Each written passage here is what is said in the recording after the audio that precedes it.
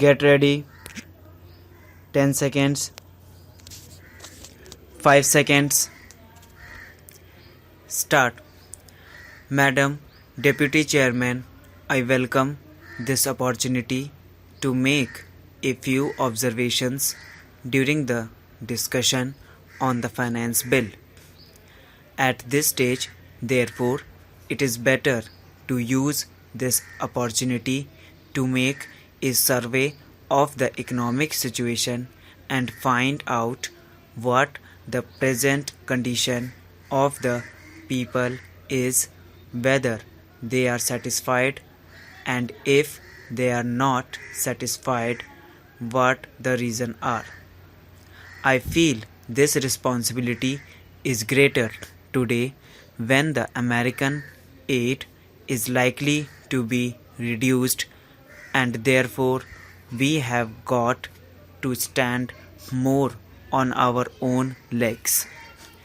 When the plan was set forth, there were three sources from which we hoped to get finance for the plan, namely our own resources from the revenues, loans within the country through savings, and thirdly, foreign help. The latter we need not discuss here. If we study the accomplishments of the plan and the resources that it has been possible to raise, we cannot deny that our expectations have not been fulfilled, and we have therefore to find out the reasons which have led to that situation. Here, incidentally, I would like to touch in a sentence or two the entire scheme of the speech of Mr. Bhupesh Gupta. It is very easy to say this should be done or this could have been done from the opposition point of view, but I would like to ask him a question and he can reply to it later in some other speech, whether in Russia it would be possible for anybody not in the debate in the parliament but even outside to utter a single sentence against the government policy. In our democratic setup, we have allowed the people to criticize government policies. Even as Congress people, we are free to criticize the policies of the government, but the point is whether the doubts raised in the minds of the public by the people in the opposition who show their loyalty to a different setup would be conducive to create the enthusiasm that is necessary and the inspiration that is necessary to give their very best to fulfill the targets of the plan. This planned economy is really not a thing that will go successfully hand in hand with a democratic setup unless some other things are there, and they are the inculcation of a national spirit, giving of proper national education to develop a national outlook. Unless these things are done as they are in other countries like England, unless that type of spirit is created in the country by all the people of all types of views, not being allowed to create differences and doubts in the minds of the people, we cannot in a democratic setup have the success which we want, and we cannot fulfill our promises to the people.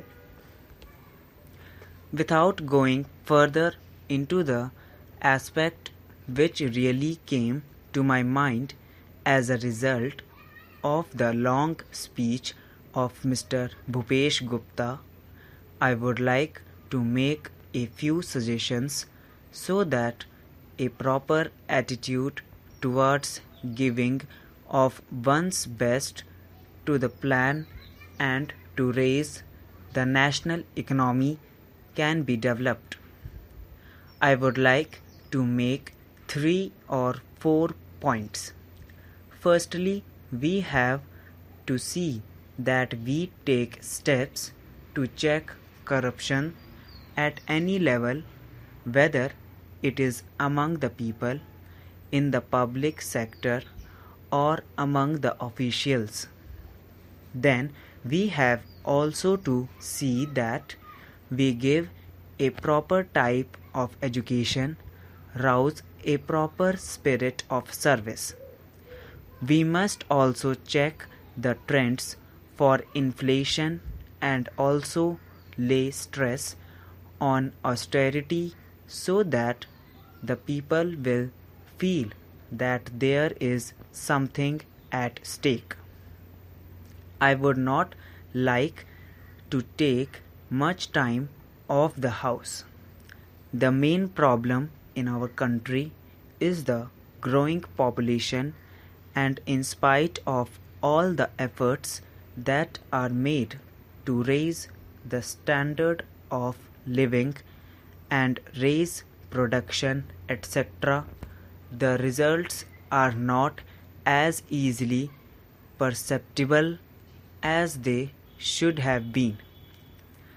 That is a separate problem by itself, but in spite of that, it is possible for the government to show better results if the government were to undertake immediately and see that some of the promises that are made, the acts that are passed, and the plans that are drawn up are properly implemented. I have been seeing this lacuna in the present position. Now, the government have started a new ministry called the Coordination Ministry. It was very necessary because the plans of the different ministries sometimes were likely to go contrary to each other's aims. I do not want to go into details. For instance, take the question of the promotion of export. A commodity may be exported, but the price of that commodity in the country to the consumer may go on rising. Who is to see to that?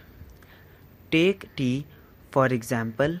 It had to be exported, and nobody was there to see whether there was enough tea for consumption in the country and what was the price at which it was available to the consumer in the past.